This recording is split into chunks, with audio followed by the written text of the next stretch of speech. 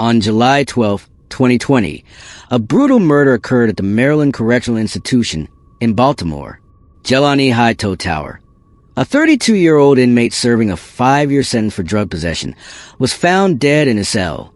His throat was slashed, and he had 14 stab wounds.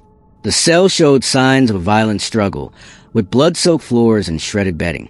The primary suspect was his cellmate, Terrell Lyman, a 29-year-old serving 8 years for armed robbery. We'd love to hear from you. Where are you watching from? Drop a comment below and let us know how far our story has reached. Your support means the world to us. The Maryland Correctional Institution stood as a fortress of iron and stone, its walls a silent witness to the secrets within. That fateful night, the stillness was shattered by a discovery that sent shockwaves through the facility. Gelani High Totower, a man with a troubled past but a hope for redemption, lay lifeless on his bunk. The blood-soaked floor and the 14 stab wounds told a tale of violence and rage. His throat, slashed, was a grim reminder of the brutality that had taken place. As the guards moved through the cell block, their voices echoing in the corridors, the gravity of the situation began to sink in. Red flashing emergency lights pierced the darkness, casting an eerie glow over the scene. The prison, once a place of punishment and rehabilitation, now felt like a house of horrors. The discovery of Gelani's body was more than just a crime. It was a puzzle that needed solving, a mystery that demanded answers. The news spread like wildfire, both within the prison walls and beyond. Newspapers carried headlines that screamed of the unspeakable act. Inmates slain in high-security cell. The media, always eager for a story, painted a picture of chaos and fear. But behind the headlines and the flashing lights, there was a deeper story, one that would take investigators on a journey through the darkest corners of human nature. Detective Keshan Jakes, a seasoned investigator with a keen eye for detail, was called to the scene. As he stepped into the cell, the weight of the crime pressed down on him. The blood, the wounds, the lifeless body. Each element of the scene was a clue, a piece of the puzzle waiting to be put together. The questions began to swirl in his mind. Who could have done this? What motive could drive someone to such violence? Gelani High Totower was not just a victim. He was a man with a past, a man who had made choices that led him to this place. And Terrell Lyman, his cellmate, was not just a suspect. He was a man with a reputation, a man who had built a life within the prison walls. On that fateful morning, the grim reality shattered the silence. Gelani's cell was a scene of horror. The blood-soaked floor and the 14 stab wounds on his body painted a picture of a violent and desperate act. His throat, slashed, was a chilling testament to the brutality of the crime. The forensic details were stark and unsettling. Blood splatter animations and diagrams of the wounds reveal the intensity of the attack. A broken toothbrush shank, likely the murder weapon, lay amidst the chaos. Shredded bedding and signs of a struggle indicated a desperate fight for life. The scene was meticulously examined. Every drop of blood, every torn piece of fabric, every mark on the wall was a clue. There were no signs of forced entry, which meant the killer was already inside. The realization sent a shiver down the spine of every investigator. The walls that were meant to keep the inmates contained had failed to keep the violence at bay. The very place where Gelani sought to atone for his past had become the site of his untimely end. As the investigators continued with investigations, they uncovered layers of the man behind the victim. Gelani was not just a statistic. He was a person with dreams, fears, and a desire to make amends. His family's words painted a picture of a man who was trying to turn his life around, who was looking forward to a future beyond the prison walls. The crime scene, with its stark and brutal details, stood in stark contrast to the life Gelani had hoped to rebuild. The mystery deepened as the investigation continued. Who could have done such a thing? What could have driven someone to commit such a violent act within the confines of a prison?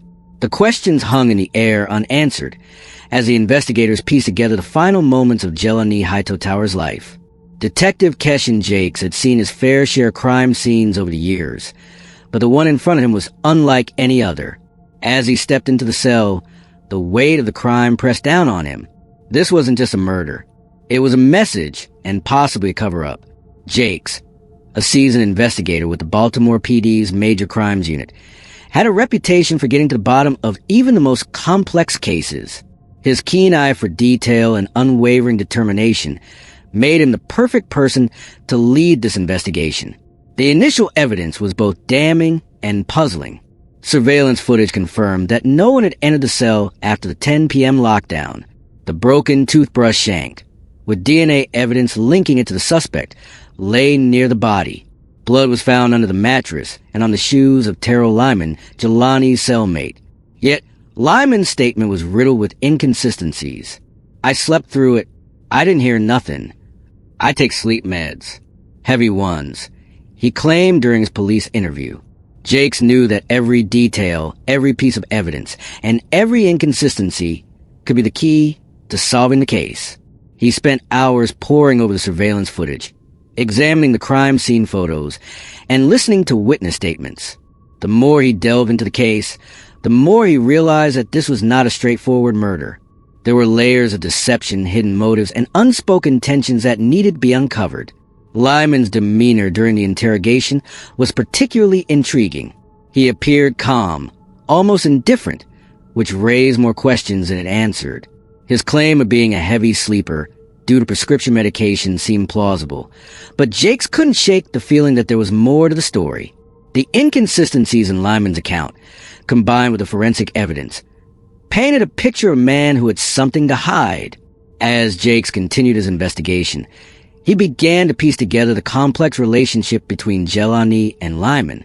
The two men had been cellmates for months, and while Gelani had kept to himself, Lyman had established himself as a dominant presence within the prison. The dynamics between them were tense, and Jakes suspected that there was a deeper story behind their interactions. Jakes knew that solving this case would require more than just evidence and witness statements. It would require understanding the human element, the emotions, and the motivations that drove people to commit such a heinous act. The journey was just beginning, and Jakes was determined to uncover the truth, no matter how deep it was buried. The Maryland Correctional Institution was a place where power dynamics were constantly at play, and the influence of prison gangs cast a long shadow over the lives of the inmates. The East Side Kings, a notorious gang with a significant presence in the prison, were mentioned in several reports. Their influence permeated the cell blocks, and it was rumored that Terrell Lyman had connections to their black market trades. Gelani High Totower, on the other hand, had tried to keep a low profile. He had submitted a request for reassignment just weeks before his death, citing personal issues, but it had been denied due to facility capacity limitations. It seemed that Gelani had been trying to distance himself from something, or someone, within the prison walls. Inmate testimonies began to paint a more complex picture of the relationship between Gelani and Lyman. Kaya Haskins, a fellow inmate known for providing information to authorities, offered a chilling insight. They were close, but not in a normal way, he recounted during an interview. His words hinted at a relationship that was more than just cellmates sharing a space. It was a bond forged in the shadows of prison life, a bond that had turned toxic. Darnell Tinsley, another inmate who had been housed near Gelani and Lyman, also provided crucial information. Heard them arguing a lot. Real personal stuff, he revealed. His account suggested that the tension between the two men had been building for some time, simmering just beneath the surface of their daily interactions. As Jakes pieced together these testimonies, he realized that what had begun to surface wasn't just a conflict, it was a secret life inside a cell. The walls of the prison, meant to contain and control, had instead become a breeding ground for hidden alliances, covert dealings, and personal vendettas. Gelani's request for reassignment took on a new significance. It was a desperate attempt to escape a situation that had become increasingly dangerous. The investigation revealed the case, which had initially appeared to be a brutal act of violence, was slowly revealing itself to be something far more complex and deeply personal. The hidden relationship between Gelani High Totower and Terrell Lyman was the key to understanding the motive behind the murder. Their relationship had begun in February 2020, a connection that had been carefully concealed from the prying eyes of the prison guards and other inmates. Coded notes exchanged in library books, secret glances, and whispered conversations in the shadows of the prison yard, each detail painted a picture of a relationship that was both passionate and fraught with danger. Gelani, a man who had entered the prison with the hope of redemption, found himself entangled in a web of control and fear. The dynamics between the two men were toxic. Gelani grew increasingly afraid, his desperation evident in the emotional phone calls he made to his mother. "He just wanted to serve his time and come home," she had said, her voice trembling with grief. Gelani's fear was palpable, a constant weight on his shoulders as he navigated the treacherous waters of his relationship with Lyman. Lyman, on the other hand, was a man who thrived on control and dominance. His presence in the prison was one of authority and intimidation, a man who knew how to manipulate the system to his advantage. His relationship with Gelani was no different. He became increasingly possessive, using the threat of exposure to keep Gelani in line. "You belong to me now," he would say, his words a chilling reminder of the power he held over Gelani. The evidence began to stack up against Lyman. Blood was found on his shoes, a fingerprint on the latch of Gelani's cell door, and the cloth used in the strangulation bore his DNA. Jacob Williams, a known contraband dealer within the prison, admitted to giving Lyman the toothbrush shank used in the murder. Each piece of evidence was a nail in Lyman's coffin, a testament to the lengths he had gone to maintain his control over Gelani.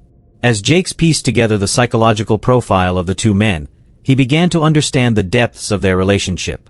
Lyman was a man who thrived on coercion and manipulation, using fear and intimidation to keep Gelani in his grasp. Gelani, in turn, was a man desperate to break free, his hope for a better future overshadowed by the constant threat of exposure. The courtroom was a place of stark contrasts, a stage where the drama of human lives played out under the cold, unyielding gaze of the law. January 15, 2022, marked the beginning of a trial that would seek to bring closure to a tragedy that had shaken the very foundations of the Maryland Correctional Institution. The air was thick with tension as Prosecutor Latrice Germain stood before the jury, her voice steady and resolute as she painted a vivid narrative of abuse, coercion, and a murder that had left an indelible mark on the lives of all involved. Germain's opening statement was a powerful indictment of the defendant, Terrell Lyman. She meticulously laid out the evidence, detailing the toxic relationship between Lyman and his victim, Gelani High Totower. The narrative was one of manipulation and fear, a story of how one man had used his power to dominate and control another, ultimately leading to a brutal and senseless act of violence. The courtroom was silent as she spoke, the weight of her words hanging heavy in the air. The defense, led by attorney Zuri Haskins, attempted to paint a different picture. They claimed self-defense, arguing that Lyman had acted out of necessity, protecting himself from an unprovoked attack by Gelani. But the forensic evidence told a different story. The absence of defensive wounds on Lyman, the angle of Gelani's wounds, and the damning DNA evidence all pointed to a premeditated act of violence. Forensic pathologist Dr. Marcus Washington's expert testimony left little room for doubt, dismantling the defense's claims with cold, clinical precision. Witness testimonies added layers of emotion and humanity to the proceedings. Tamaria Fulton, Gelani's mother, took the stand, her voice trembling as she read letters from her son, detailing his fear and the systematic abuse he had endured. Her words painted a picture of a young man who had entered the prison with hope but had been broken by the very system meant to protect him. Kaya Haskins, an inmate who had shared a cell block with both men, testified to overhearing Lyman's threats against Gelani, his voice filled with a mix of fear and regret. Each testimony was a piece of the puzzle, bringing the jury closer to understanding the full extent of the crime. The courtroom sketches captured the intensity of the moment, the faces of the jurors etched with a mix of sorrow and determination. After 7 days of deliberation, the jury returned a unanimous verdict. The courtroom fell silent as the foreperson stood to read the decision. Guilty of first-degree murder. The words hung in the air, a final and irrevocable judgment. Judge Raymond Thornton sentenced Terrell Lyman to life imprisonment without the possibility of parole, his voice firm and unyielding as he cited the premeditated nature of the crime and Lyman's lack of remorse.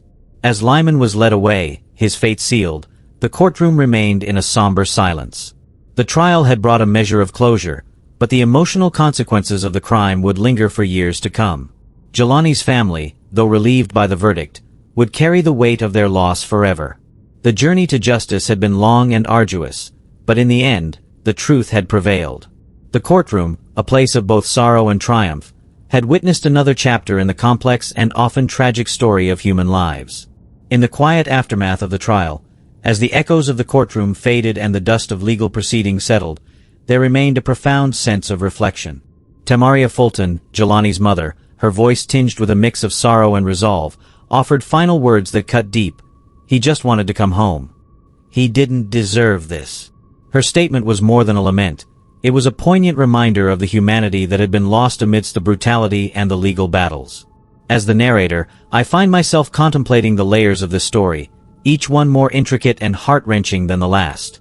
Behind locked doors, hidden from the world, one man's desire to break free from control ended in blood.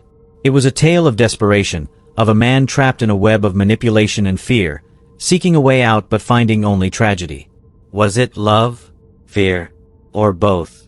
And how many other stories go untold behind prison walls, stories of lives lived in the shadows, of hopes and fears that never see the light of day.